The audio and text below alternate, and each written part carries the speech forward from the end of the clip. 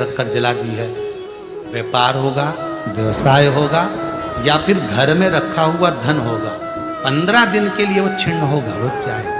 पैसा टिकने वाला नहीं 15 दिन तक, चाहे कुछ भी करे। नमस्कार भक्तों, हर हर महादेव। आज की इस वीडियो में हम पंडित प्रदीप जी मिश्रा द्वारा जानेंगे कि दिया जलाते समय कौन सी गलती नहीं करनी चाहिए जिससे हमारे घर से माता लक्ष्मी, कहने का मतलब है कि धन दौलत जाने लगता है।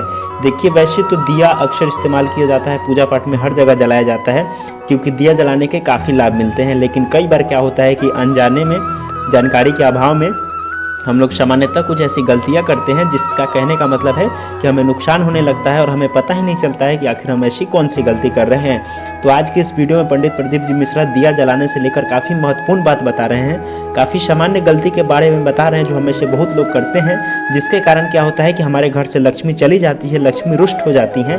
कहने का मतलब है कि हमारे घर से धन दौलत कम होने लगता है। आज की इस वीडियो में पंडित प्रदीप जी मिश्रा ने बताया है कि हमें वो कौन सी गलती है जिसे नहीं करनी चाहिए, क्योंकि वो करने से हमें, जैसा कि मैंने बताया, हमारे घर से लक्ष्मी चली जाती है। जो भी हम काम करते हैं उससे हम घाटे में जाते हैं। कहने का मतलब है कि किसी भी काम का लाभ हमें नहीं मिल पाता है। तो इसीलिए आज की इस कथा में पंडित प्रदीप जी मिश्रा द्वारा बताए गए दिए से जुड़े बताए गए बात को आप ध्यान से सुने।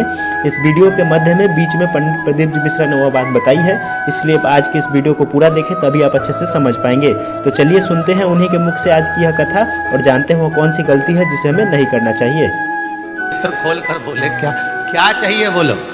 देखिए संबोधन, गरुण घंटी क्यों बजाई जाती है, मंदिर में घंटी क्यों बजाई जाती है, घंटाल क्यों बजाया जाता है, ताली क्यों बजाई जाती है मंदिर के अंदर, कारण क्या है। शंकर के मंदिर में घंटी क्यों बजाई जाती है, शंकर के मंदिर में उस घंटी को क्यों बजाया जाता है, ताली का नाद क्यों करा जाता है, शिव मंदिर में किस लिए करा जाता है। तो लिंग पुराण कहती है कि मंदिर के अंदर या घर के अंदर आप गरुण घंटी जब बजाते हो, घंटी का नाद जब करते हो, तो शिव महापुराण की कथा और लिंग पुराण की कथा, विष्णु पुराण की कथा कहती है मात्र घंटी का नाद कर देने से जितने भूमि पर तीर्थ हैं, जितने साधक साधना कर रहे होते हैं, जितने तपी तप कर रहे होते हैं, जितनी पवित्र नारी स्त्री पतिव्रता धर्म का पालन कर रही होती है, जितने दान पुण्य स्मरण हो रहे होते हैं, उस समय पर जिस समय तुमने घंटी बजाई है, उस पल वो सारे पुण्य घंटी का नाद करते से तुम्हारे खाते में आ जाते हैं, मात्र घंटी का नाद कर देंगे।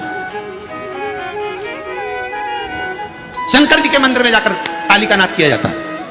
ताली का नाद शिव मंदिर में क्यों बजाई जाती है, उसका कारण उस मंदिर में जितने बैठे होंगे, जो भजन कर रहा, तप कर रहा, साधना कर रहा, अभिषेक कर रहा, पूजन कर रहा, 3 बार ताली बजाने से उनका सारा का पुण्य हमारे खाते में 1 सेकंड में आ गया। और हमें लगता है हम शंकर को रिझा रहे हैं, शंकर को रिझाया, शिव ने तुरंत दे दिया। घर में गरुण घंटी का नाद करना, इसलिए बच्चों को खेलने के लिए घंटी नहीं दी जाती। गरुण घंटी कोई खेलने के लिए नहीं देता, खिलौने दे देंगे, दूसरा सामान दे देंगे, पर गरुण घंटी नहीं देंगे। क्यों नहीं देते, क्योंकि गरुण घंटी का जब नाद करा जाता है तो सबका पुण्य हमारे खाते में आ जाता है। कोई साधारण घंटी बजाना पूजन के समय पर, स्मरण के समय पर, भजन के, इसलिए घंटी भी हर कभी नहीं बजाई जाती, समय समय पर। और आपसे भी निवेदन है, मंदिर में भी जाओ ना तो घंटी का नाद करो तो बड़े प्रेम से करो, ऐसा नहीं कि तुम लेट बजाए जाओ बजाए जाओ बजाए जाओ, ऐसा ही नहीं कि लटकी है तो बजाए जाओ। क्या मतलब, तो घंटी को बजाने के लिए आएगा नहीं, उसका एक समय, उसका एक संबोधन, उसका एक आनंद। कई मंदिरों में मंदिर का पट बंद हो जाता है, दरवाजा बंद हो जाता है, तो भी लोग घंटी बजा देते हैं। दोष दोष भगवान अगर मंदिर में सो रहे हैं, लिखा हुआ है मंदिर के खुलने का समय इतनी बजे से इतनी बजे तक, मंदिर बंद है तो घंटी नहीं बजना चाहिए। जिस जगह पर ब्राह्मण विद्वान हैं, साधक हैं, संत हैं, साधु हैं, मंदिर अगर बंद होता है तो उसके साथ में घंटी के नीचे के भाग को रस्सी से ऊपर बांध दिया जाता है जिससे बजे ना। क्यों कहते हैं, अगर भगवान अगर विश्राम कर रहे हैं, सो रहे हैं, निंद्रावश हैं या पट बंद है, उस समय पट बंद का समय है और घंटी का अगर नाद हो जाए तो कहते हैं 11 ब्राह्मण के भूखे रहने का दोष लग जाता है जीव को, मात्र घंटी बजा देने पर, अगर भगवान विश्राम कर रहे।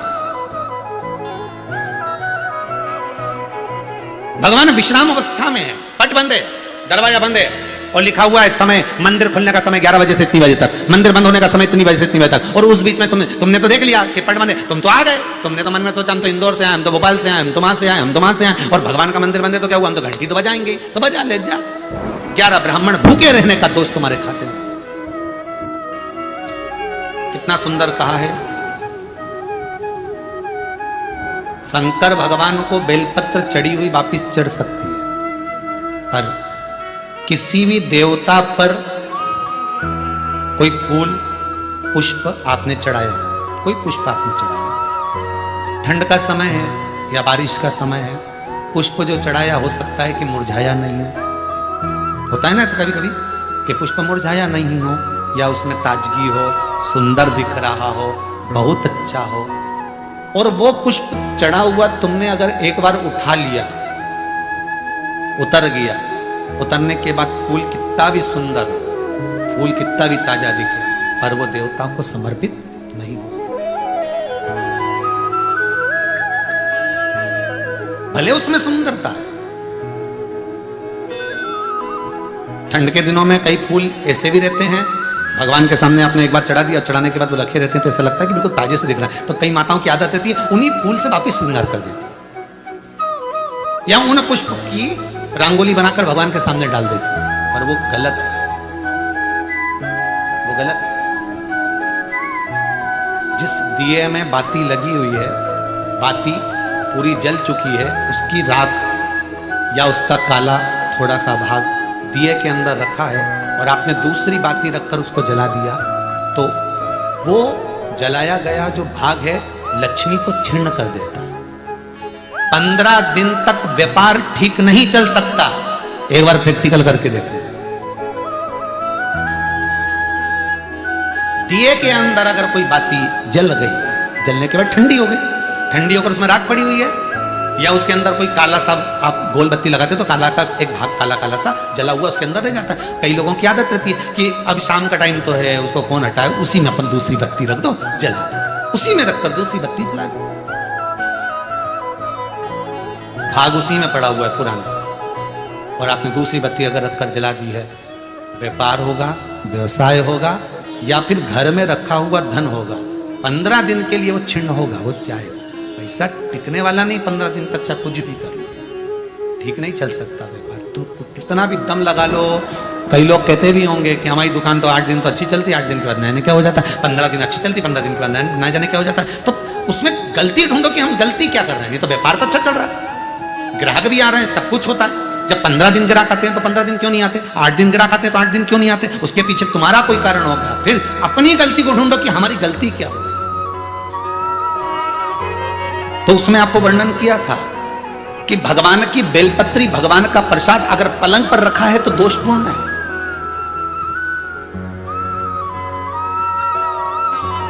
वो दोषपूर्ण है।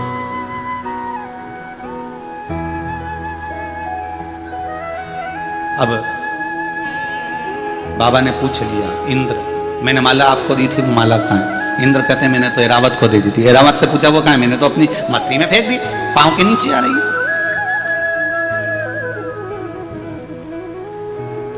मैं तुझे श्राप देता हूं इंद्र, तो तेरी सत्ता के विमुख होगा।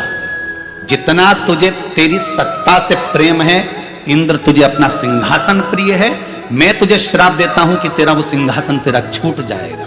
माला का अंतर देखिए, जिस माला को आप लेकर बड़े खुश होते हो, वो माला अगर सही जगह नहीं जाती, जिस भगवान की बेलपत्री को लेकर आप खुश होते हो वो बेलपत्री सही जगह नहीं जाती, जिस प्रसाद को लेकर आप खुश होते हो वो प्रसाद अगर सही जगह नहीं जाता तो उसका फल क्या भोगना पड़ता है वो देखिएगा।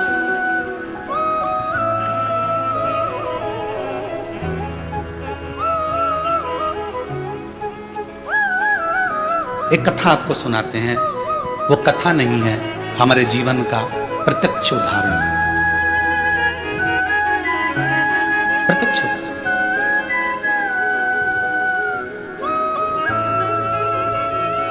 भवानी मंडी में भंवरलाल जी शर्मा रहते हैं, शायद वो कथा सुन रहे होंगे।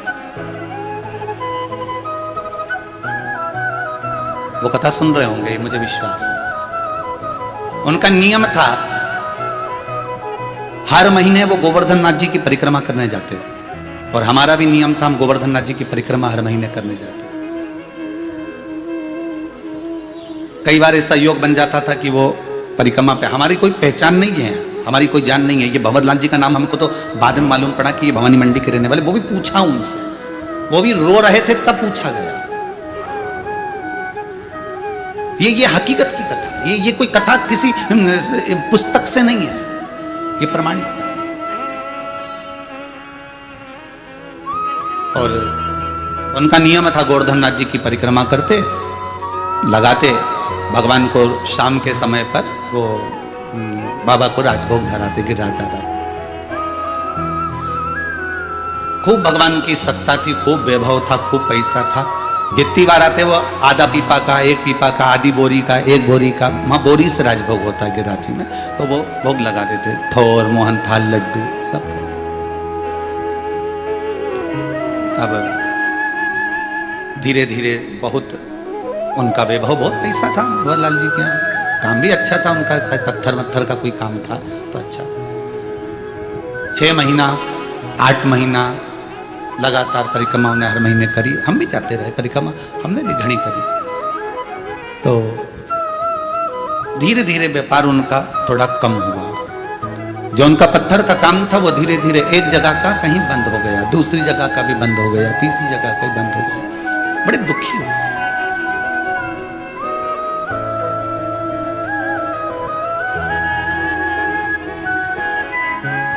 पूंछरी के लोटे के पहले मुकुट शिला थी, उस मुकुट शिला पर हम बैठे हुए थे और ये भैया निकल कर जा रहे थे और आज ये दोनों पति पत्नी की आंख में आंसू भरे हुए थे परिक्रमा करते करते। अब मुख से निकल गया, भैया आप कौन हो, क्यों रो रहे हो? और वो भी गिरिराज दादा की शरण में रो रहे। जब व्यक्ति भगवान की शरण में रहता है, भोलेनाथ की शरण में रहता है, ठाकुर की शरण में रहता है, मेरे कृष्ण की शरण में रहता है, मेरे गोवर्धन नाथ जी की शरण में रहता है, मेरे राम की शरण में रहता है, तो उसकी आंख में तो आंसू आना ही नहीं चाहिए। फिर आप क्यों रो रहे? अरे महाराज धोती तो पहने ही थे हम। तो कहा अरे महाराज, बहुत पहले की बात है, लगभग हो गए होंगे 8-10 साल, आज याद आई है तो बता दें। अरे महाराज बड़े दुखी हैं, क्या हो गया? हर महीने आते हैं, बाबा बहुत सुनता था, खूब वैभव था, परंतु अब कुछ बचा नहीं। अब तो भगवान को हम भोग भी नहीं लगा पा रहे, वो स्थिति। फिर भी हम लगाते तो हैं, थोड़ा बहुत जुड़ा। हमने कहा कुछ नहीं, गिरिराज बाबा से विनती करो, ऐसी दशा क्यों लाकर छोड़ दी? दुख दिया है आपने तो सुख भी तो आप दोगे। आप विनती करो बाबा से कि ऐसा समय क्यों लाए हो, ये समय आखिर किस लिए आया? महाराज विनती तो हम हर बार आते हैं, हर बार करके जाते हैं। पहले परिवार समेत आते थे, अब तो दोनों आ रहे हैं। ठीक है, हाँ हमने देखा है आपको 2-3 बार, आप 2-4 बार परिक्रमा में दिखे हैं, दूध चढ़ाते, भोग लगाते। और ये दशा क्यों? चल दिया हमारे साथ में, हम भी साथ में चलते चलते पूंछरी के लोटे के अंदर वाले रास्ते से निकलते निकलते जतिपुरा पहुंच रहे हैं। तो उनसे बात करी, क्या करते हो आप यहाँ आते हो? तो हम बढ़िया सुबह ट्रेन से उतरते हैं, बढ़िया नहा धो के होटल आदि में, और भगवान की परिक्रमा करते हैं। दूध वगैरह चढ़ाना है, पूजन करना है, अर्चना करना है, अंग वस्त्र वगैरह सब पहना के शाम के समय बाबा का कुंभड़ा कर कर दूसरे दिन हम निकल जाते हैं। अच्छा, बस अब इसमें क्या गलती हो रही है ये पता नहीं है। वो गलती कौन सी है?